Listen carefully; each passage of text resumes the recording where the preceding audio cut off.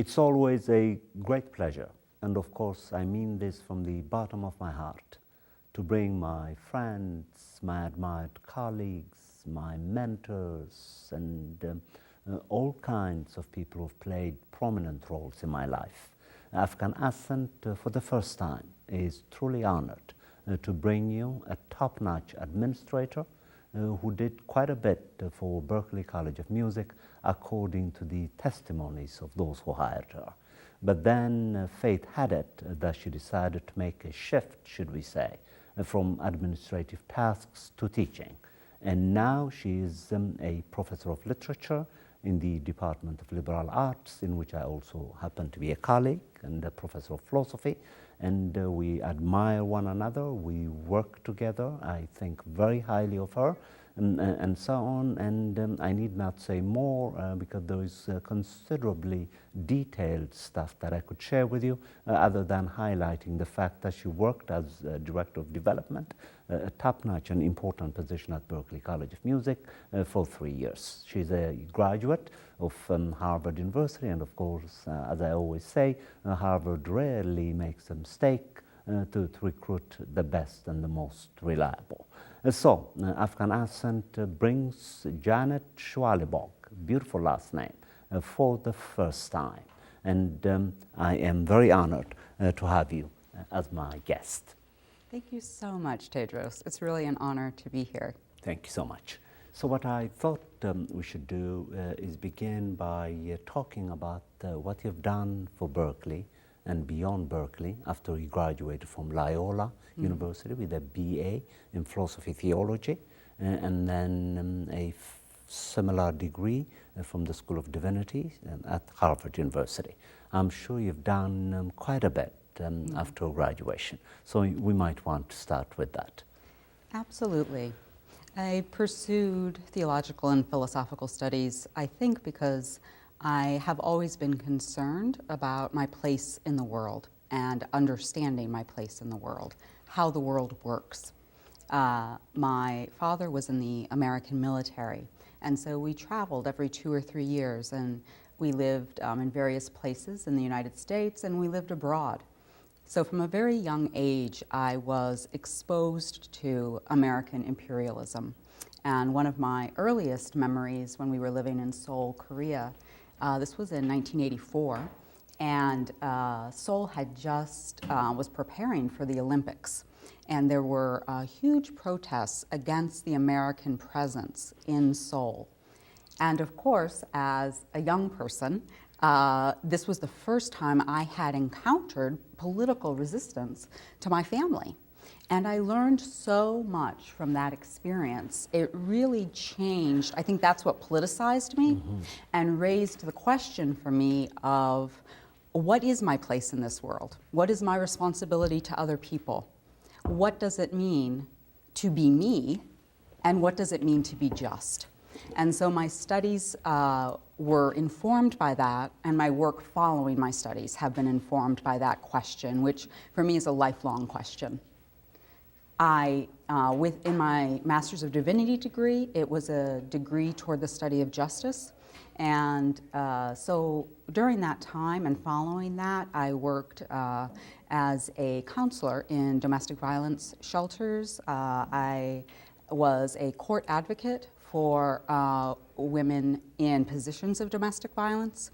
I also was a counselor in the GLBTQ community, dealing with issues of police misconduct, domestic violence, and hate crimes.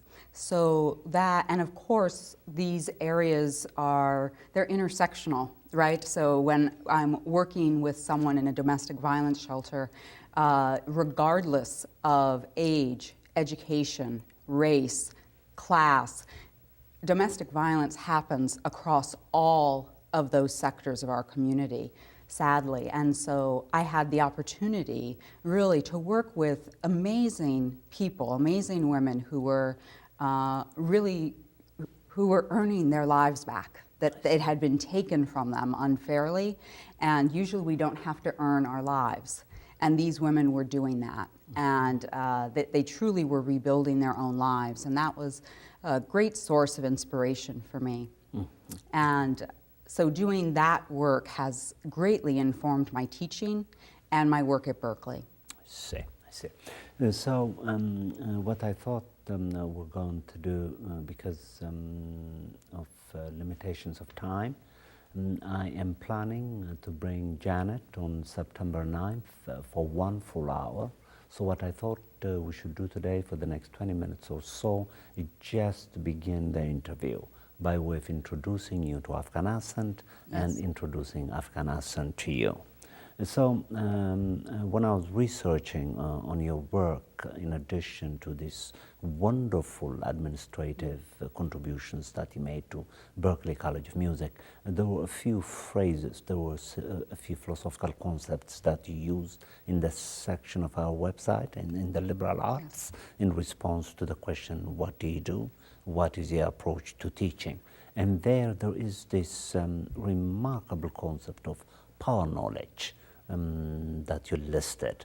So for the benefit of my audience, thousands of them who are watching us, I would like you to flesh out and elaborate what you mean by power knowledge. I believe it is grounded on the prominent contributions of Michel Foucault, correct? Yes. Whom I'm sure you took seminars on at Harvard, and it's very obvious that you're mesmerized by Foucault and his scholarship and so on. So what I thought is, let's talk about the power knowledge in detail, and then when you come back on September 9th, we're going to go into into further details about how you use this concept to guide your teaching styles at Berklee College of Music. What is power knowledge? Power knowledge, as Foucault theorizes it, is the creation of institutions that hold recognized truth. That so many of us have parts of our realities that are true but are not recognized in society. And when we talk about them, they are not legitimized. So for example, we are meeting today, the day after the funeral of Michael Brown in Ferguson. Incredibly sad time for our country, cause of great grief and I think appropriately outrage. And if we look at how the media, the mainstream media has been covering the events in Ferguson, the African American community there, the reality that they are living under, that they are, here's a community which is 2/3% African American, that has a police force that is 98% white, that has a voting system which actually discourages voting by continually changing the day on which voting occurs.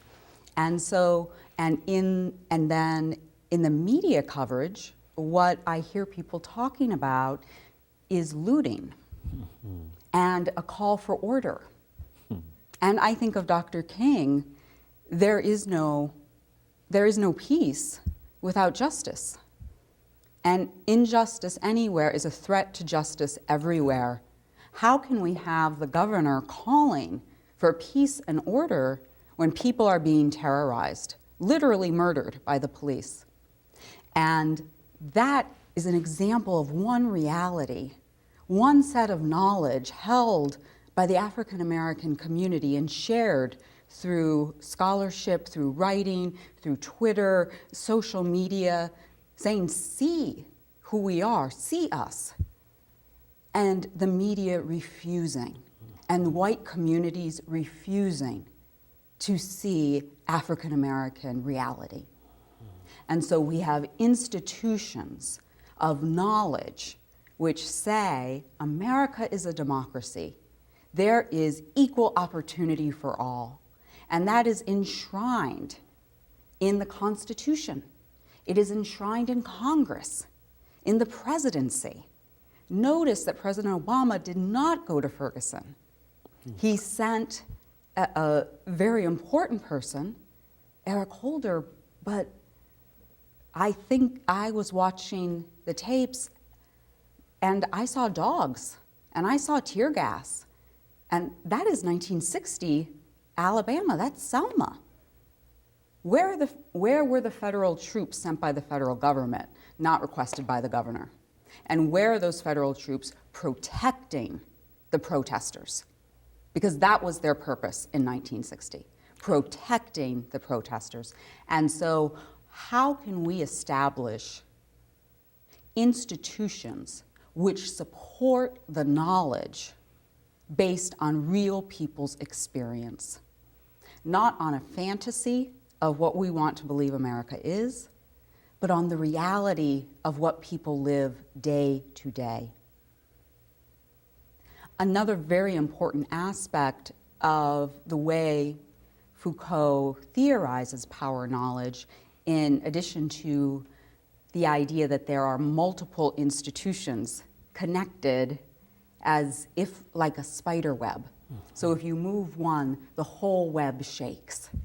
And we all stand on different places in this web, and so we are always in a tenuous position, never quite knowing how much privilege, how much disadvantage, whether we will have opportunity, whether we will not.